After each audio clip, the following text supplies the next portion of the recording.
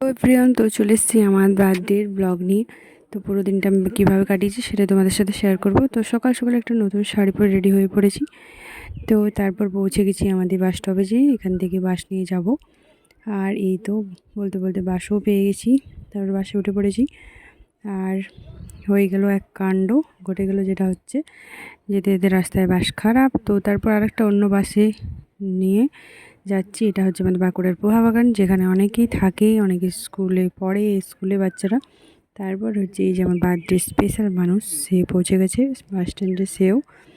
তারপর চলে যাচ্ছি আমরা। প্রথমেই ছিল আমাদের একটু ডাক্তার দেখানোর প্ল্যান, তো সেটা আর ডাক্তার দেখানো হলো না, ডাক্তার চলে গেছে, মিস করে গেলাম। তো তারপর চলে যাচ্ছি আমরা বাজারে, সেখানেই আমাদের কিছু কেনাকাটা আছে, কাজ আছে। তো এই যে টোটো ধরে যাচ্ছি, আর দুজন এদিকে কি চিন্তায় ভুগছে কি জানি। আমি তো বিন্দাস আছি, কারণ আজ আমার ডে অবভিয়াসলি। তো তারপর এই যে ওভারব্রিজ হয়ে যাচ্ছি, এখান দিয়ে পৌঁছেও গেছি আমরা। আর এটা হচ্ছে বাঁকুড়ার ফুটপাতে কিছু জুতোর দোকান। তো এখান থেকে বেসিক্যালি দোকানগুলো শুরু হয়ে এর আগের থেকেই, তো এখানে অনেক জুতোর দোকান, কার্পেট, অনেক কিছু দোকান আছে। যাই হোক, আগে এখান থেকে অনেকবার যখন বাঁকুড়াতে টিউশনে আসতাম অনেকবার জুতো নিয়েছি। তো এখন আর নেওয়া হয় না। তো প্রথমেই চলে গেলাম আমরা একটা কেকের দোকানে, আর এখানে দেখছিলাম অনেক রকমের কেক ছিল। তো বরকে বলছিলাম এই একটা ভালো, এটা ভালো, যাই হোক। তারপর বললো নাও কোনটা নেবে।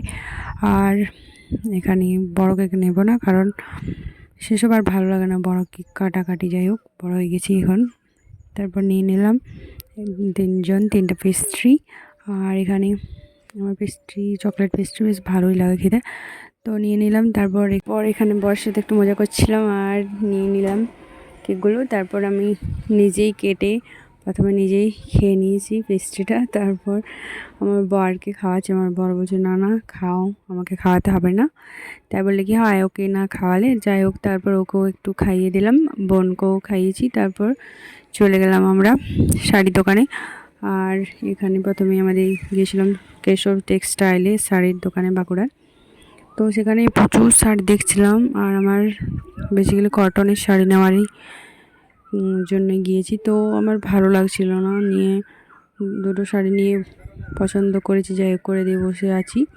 বোনকে বলছি দেখ আরও যদি পাওয়া যায়, তো ভালো লাগছিল না একটাও। যাই হোক, তো তারপর এখানে একটা শাড়িই নিয়েছিলাম, নিয়ে পরে চলে গেছিলাম আরেকটা দোকানে। এটা হচ্ছে যশোদা, এটা ফার্স্ট টাইম এই দোকানে ঢুকেছি। দিয়ে ওখান থেকেও বাকি শাড়িগুলো নেওয়া হয়ে গেছে। নেওয়ার পর চলে গিয়েছিলাম রেস্টুরেন্টে। তো সেখানে গিয়ে খাবারের জন্য ওয়েট করছি, অর্ডার করা হয়েছে। আমার বর এখানেও বিজি ফোনে। তো তারপর অনেক কিছু খাওয়া দাওয়া সেরে সেগুলোর ভিডিও ক্লিপ নেওয়া হয়নি। যাই হোক, তারপর চলে গেছিলাম সেনকো গোল্ডে।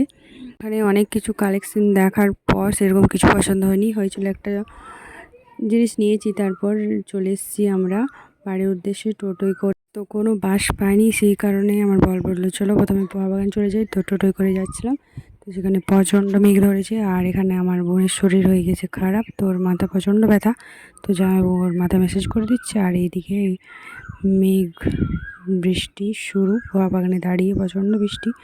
আর ফাইনালি আর ভিডিও ক্লিপ নেওয়া হয়নি। বাড়ি এসে ফ্রেশ ট্রেশ হয়ে ব্লগটা এই অবধি শেষ করছি। তো ভালো লাগলে অবশ্যই লাইক, কমেন্ট অ্যান্ড সাবস্ক্রাইব করতে বলো না। তো আজকের মতো এই অবধি, টাটা।